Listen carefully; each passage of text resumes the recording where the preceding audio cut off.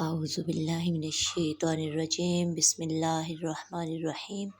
سورۃ البقرہ۔ ان الذین آمنوا، بے شک وہ لوگ جو ایمان لائے، والذین ہادوا، اور جو یہودی ہوئے، والنصارى اور نصاری، والصابئین اور ستاروں کی پوجا کرنے والے۔ من آمن باللہ والیوم الآخر، جو ایمان لائے اللہ پر اور یوم آخرت پر، وعمل صالحا اور نیک عمل کیے، فلہم اجرہم، ان کے لیے اجر ہے، عند ربہم، ان کے رب کے ہاں، ولا خوف علیہم ولا هم یحزنون، اور نہ ان کے لیے کوئی خوف ہوگا اور نہ ہی وہ غمگین ہوں گے۔ وَإِذْ أَخَذْنَا مِيثَاقَكُمْ، اور جب ہم نے یاد کرو جب ہم نے پختہ وعدہ لیا تم سے، وَرَفَعْنَا فَوْقَكُمُ الطُّورَ، اور ہم نے تم پر طور کو بلند کیا، خُذُوا، پکڑ لو، مَا آتَيْنَاكُمْ، جو ہم نے تمہیں دیا، بِقُوَّةٍ، مضبوطی کے ساتھ، وَاذْكُرُوا، اور یاد کرو، مَا فِيهِ لَعَلَّكُمْ تَتَّقُونَ، جو کچھ اس میں ہے تاکہ تم پرہیزگار بن جاؤ۔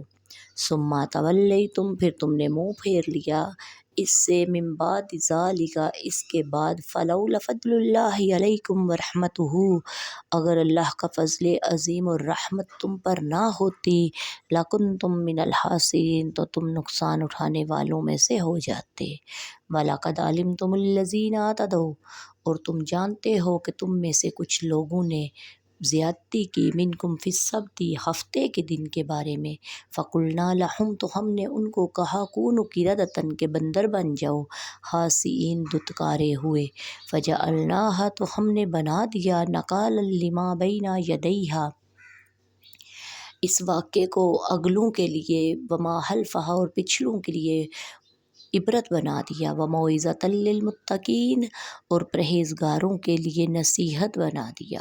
وَإِذْ قَالَ مُوسیٰ، اور جب کہا موسیٰ نے، لِقَوْمِہ، اپنی قوم سے، ان اللہ یأمرکم، بے شک اللہ تعالیٰ حکم دیتا ہے، ان تذبحوا بقرہ، کہ تم گائے کو ذبح کرو، قالوا، وہ بولے، اتتخذونہ ہزوا، کیا تم ہم سے مذاق کرتے ہو، قالا، فرمایا، اعوذ باللہ ان اکون من الجاہلین، میں اللہ کی پناہ طلب کرتا ہوں کہ میں جاہلوں میں سے ہو جاؤں۔ قالوا، وہ بولے، ادعو لنا ربک یبین لنا ما ہی، دعا کرو اپنے رب سے کہ وہ گائے کیسی ہو، قالا، فرمایا، انہ یقول، بے شک وہ فرماتا ہے، انہا بقرۃ لا فارض ولا بکر، گائے ایسی ہو جو نہ بچی ہو اور نہ ہی بوڑھی ہو، اوان بین ذالک، ان دونوں کے درمیان میں ہو، فافعلوا، پس تم وہ کرو، ما تؤمرون، جس کا تمہیں حکم دیا جاتا ہے۔ قالوا، بولے، ادعو لنا ربک یبین لنا ما لونھا، کہ دعا کرو اپنے رب سے، پوچھو اپنے رب سے کہ اس کا رنگ کیسا ہو۔ قالا، کہا، انہ یقول، بے شک وہ فرماتا ہے، انہا بقرۃ صفراء، کہ گائے کا رنگ زردی مائل ہو، فاقع لونھا تسر الناظرین، جو دیکھنے والے کو آنکھوں کو بھلی معلوم ہو۔ قالوا، کہنے لگے، ادعو لنا ربک یبین لنا، دعا کرو اپنے رب سے کہ وہ گائے ما ہی، کہ وہ گائے کیسی ہو، ان البقرہ تشابہ علینا، بے شک گائے ہم پر مشتبہ ہو جاتی ہیں، وَإِنَّا انشاء اللہ لمہتدون، اور بے شک اگر اللہ تعالیٰ نے چاہا تو ہم ہدایت پا لیں گے۔ قالا، کہا، انہ یقول، بے شک اللہ رب العزت فرماتا ہے، انہا بقرۃ لا ذلول، گائے ایسی ہو، تثیر الارض، جس نے نہ زمین میں جتی ہوئی ہو، ولا تسقی الحرث، نہ اس نے زمین کو، کھیتی کو پانی لگایا ہو، مسلمۃ لا شیۃ، پاک ہو اور بے عیب ہو۔ قالوا الآن جئت بالحق، کہنے لگے، اب لائے ہو نا حق خبر۔ فذبحوہا، پس انہوں نے اس کو ذبح کیا، وما کادوا یفعلون، اور وہ ذبح کرنے والے لگتے نہ تھے۔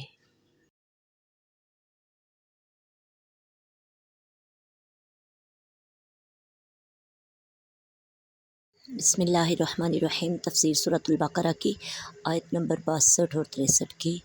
وَإِذْ أَخَذْنَا مِيثَاقَكُمْ، اور یاد کرو جب ہم نے تم سے عہد لیا، اس آیت میں یہودیوں سے فرمایا جا رہا ہے، وقت یاد کرو جب اللہ تعالیٰ نے بنی اسرائیل سے عہد لیا کہ وہ توریت کو مانیں گے، اس پر عمل کریں گے، لیکن پھر بھی انہوں نے عمل کرنے سے انکار کر دیا، حالانکہ انہوں نے بڑی التجا کر کے حضرت موسیٰ علیہ السلام سے ایسی کتاب کی درخواست کی تھی جس میں قوانین شریعت، آئین عبادت مفصل مذکور ہوں۔ حضرت موسیٰ علیہ السلام نے ان سے بار بار اس کے قبول کرنے اور اس پر عمل کرنے کا عہد لیا تھا۔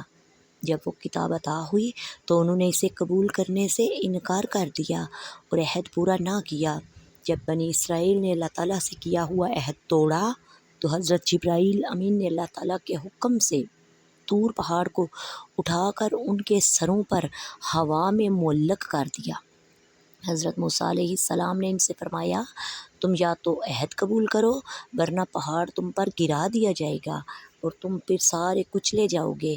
اس صورت میں عہد پورا کرنے پر مجبوراً کرنا ان کو پڑا، لیکن در حقیقت پہاڑ کا سروں پر معلق کر دینا اللہ تعالیٰ کی قدرت کی قوی دلیل ہے، جس سے دلوں کو اطمینان حاصل ہوتا ہے، اور بے شک حضرت موسیٰ علیہ السلام اللہ کے رسول ہیں، ان کی اطاعت اللہ کو مطلوب ہے۔ یہ اطمینان ان کو ماننے اور عہد پورا کرنے کا اصل سبب ہے۔ یاد رہے کہ دین اسلام قبول کرنے پر جبر نہیں کیا جا سکتا، البتہ دین قبول کرنے کے بعد اس کے احکام پر عمل کرنے پر مجبور کیا جا سکتا ہے۔ اس کی مثال یوں سمجھیں کہ کسی کو اپنے ملک میں آنے پر حکومت مجبور نہیں کرتی، لیکن جب کوئی ملک میں آ جائے تو حکومت اس سے قانون پر عمل کرنے پر مجبور کرے گی۔ فضل اللہ، اللہ کا فضل۔ یہاں فضل سے مراد رحمت سے رحمت ہے، یا تو توبہ کی توفیق مراد ہے، یا انہیں توبہ کی توفیق مل گئی، یا عذاب کو مؤخر کرنا مراد ہے، یعنی بنی اسرائیل پر عذاب نہ ہوا بلکہ انہیں مزید مہلت دی گئی۔ ایک قول یہ ہے کہ فضل الہی اور رحمت حق سے حضور صلی اللہ علیہ وآلہ وسلم کی ذات پاک مراد ہے۔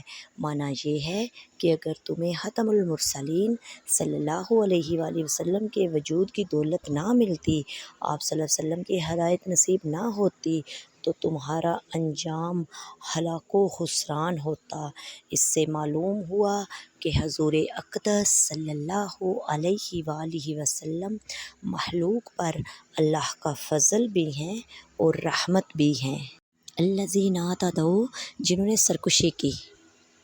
شہر ایلا میں بنی اسرائیل آباد تھے، انہیں حکم تھا کہ ہفتے کے دن عبادت کے لیے خاص کر دیں، اس روز شکار نہ کریں اور دنیاوی مشاغل ترک کر دیں۔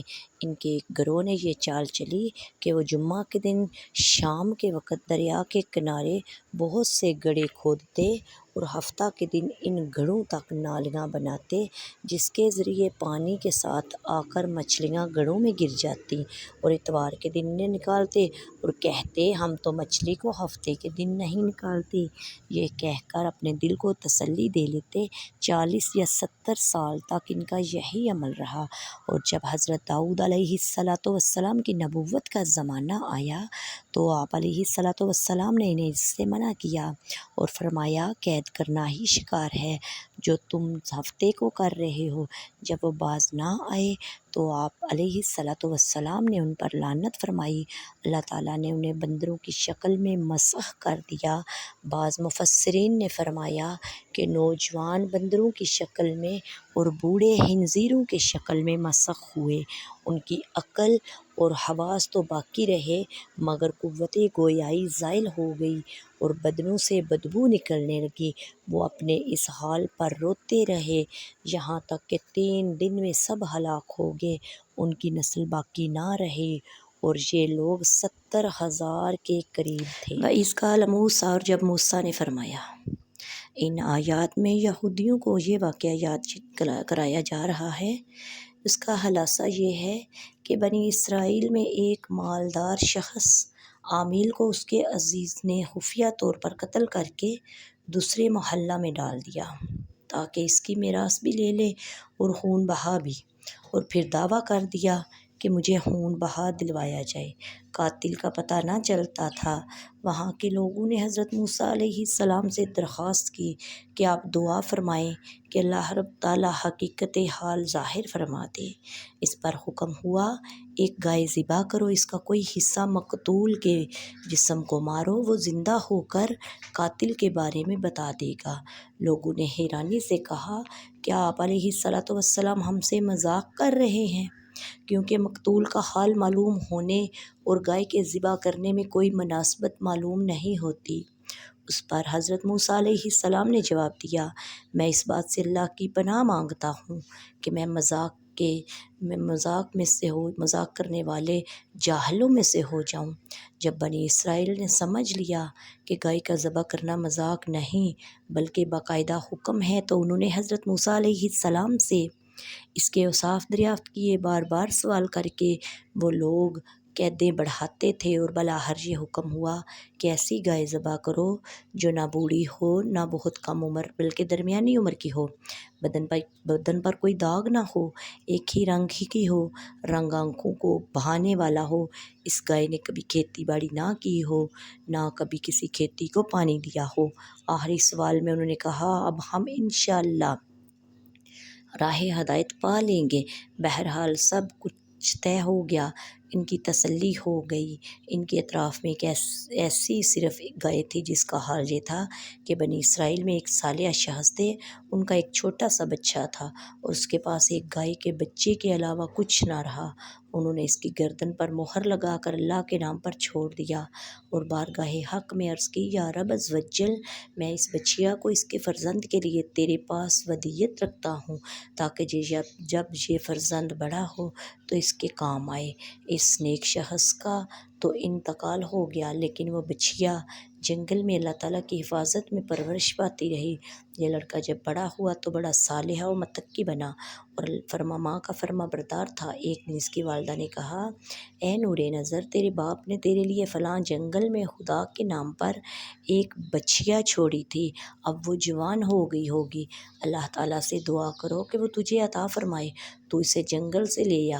لڑکا جنگل میں گیا، اس نے گائے کو جنگل میں دیکھا اور والدہ کی بتائی ہوئی علامتیں اس میں پائیں اور اس کو اللہ تعالیٰ کی قسم دے کر بلایا تو وہ حاضر ہو گئی۔ وہ جو ان گائے کو والدہ کی خدمت میں لایا، والدہ نے بازار میں لے جا کر 3 دینار پر فروخت کرنے کا حکم دیا اور یہ شرط دی کہ سودا ہونے پر اس کی اجازت حاصل کی جائے۔ اس زمانہ میں گائے کی قیمت ان اطراف میں 3 دینار تھی۔ جب جوان بچہ جب اس گائے کو لے کر بازار میں لایا تو ایک فرشتہ خریدار کی صورت میں آیا۔ اس نے گائے کی قیمت 6 دینار لگا دی، مگر یہ شرط رکھی کہ جوان اپنی والدہ سے اجازت نہیں لے گا۔ جوان نے یہ منظور نہ کیا اور والدہ سے تمام قصہ کہا۔ اس کی والدہ نے 6 دینار میں قیمت منظور کرنے کی اجازت دی، مگر بیچنے میں پھر دوبارہ اپنی مرضی دریافت کرنے کی شرط لگا دی۔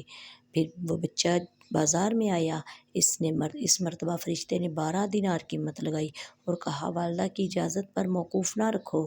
جوان نے نہ مانا اور والدہ کو اطلاع دی۔ وہ صاحب فراست عورت سمجھ گئی کہ یہ خریدار نہیں، کوئی فرشتہ ہے جو آزمائش کے لیے آتا ہے۔ بیٹے سے کہا، اب اس کی مرتبہ اس خریدار سے یہ کہنا، آپ ہمیں اس گائے کے فروخت کرنے کا حکم دیتے ہیں یا نہیں؟ لڑکے نے یہی کہا تو فرشتے نے کہا کہ ابھی اس کو روک کے رکھو، جب بنی اسرائیل خریدنے آئیں تو اس کی قیمت یہ مقرر کرنا اور اس کی کھال میں سونا بھر دیا جائے جو اس گائے کو گھر لایا۔ جب بنی اسرائیل جستجو کرتے ہوئے اس کے مکان پر پہنچے تو یہی قیمت طے کی۔ حضرت موسیٰ علیہ السلام کی ضمانت پر وہ گائے بنی اسرائیل کے سپرد کر دی۔ پھر بنی اسرائیل نے اس گائے کو لے کر ذبح کیا۔ اللہ تعالیٰ کی راہ میں اللہ تعالیٰ نے ان کو معافی عطا کی، لیکن اللہ رب العزت فرماتے ہیں کہ وہ گائے جب انہوں نے ذبح کی وہ لگتے نہ تھے کہ وہ گائے ذبح کرتے۔ وما علینا الا البلاغ المبین۔ السلام علیکم ورحمۃ اللہ وبرکاتہ۔